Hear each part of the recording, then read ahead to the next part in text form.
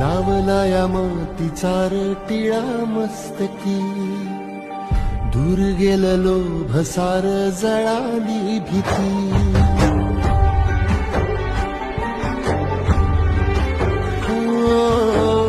लावला या मातीचा टिळा मस्तकी, दूर गेलं लोभ सार जळाली भीती.